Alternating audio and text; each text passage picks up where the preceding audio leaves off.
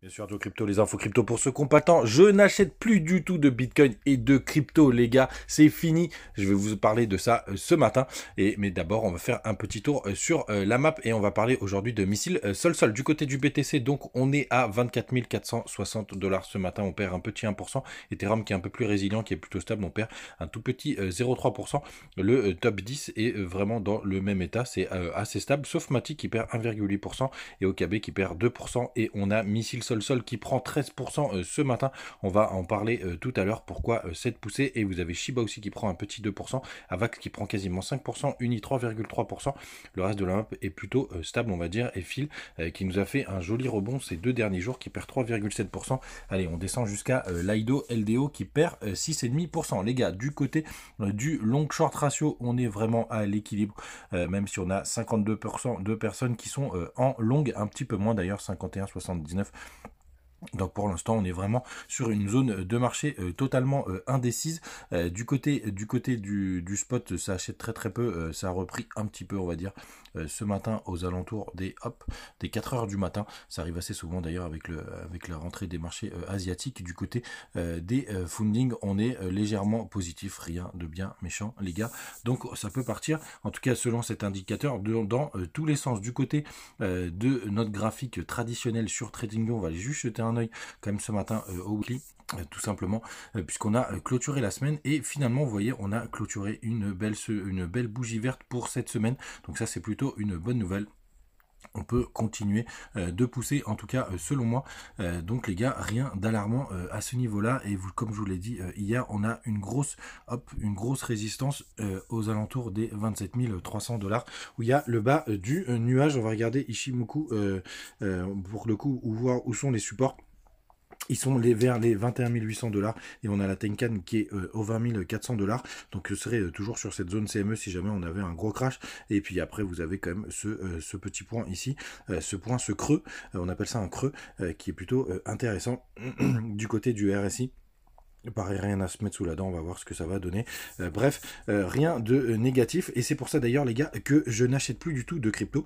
On va en parler tout de suite, tout simplement parce que je suis ultra exposé et que pour l'instant, les gars, j'attends de voir comment va réagir le cours. Vous connaissez mon plan. Je pense qu'on va aller chercher les 30 000 dollars incessamment sous peu dans les 2-3 prochains mois.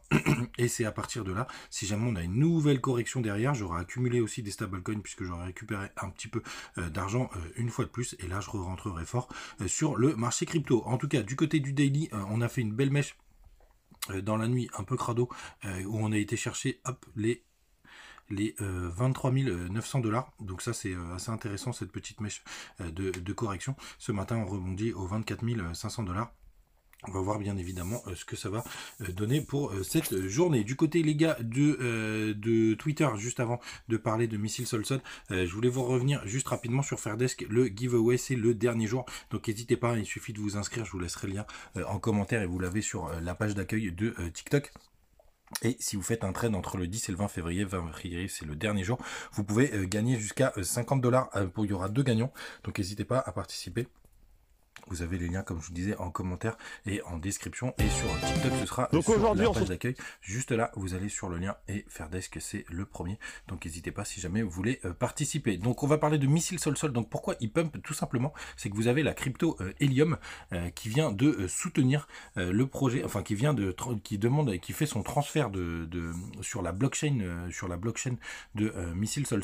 Alors pourquoi c'est bullish comme news? Tout simplement, surtout un transfert d'Ethereum vers Sol.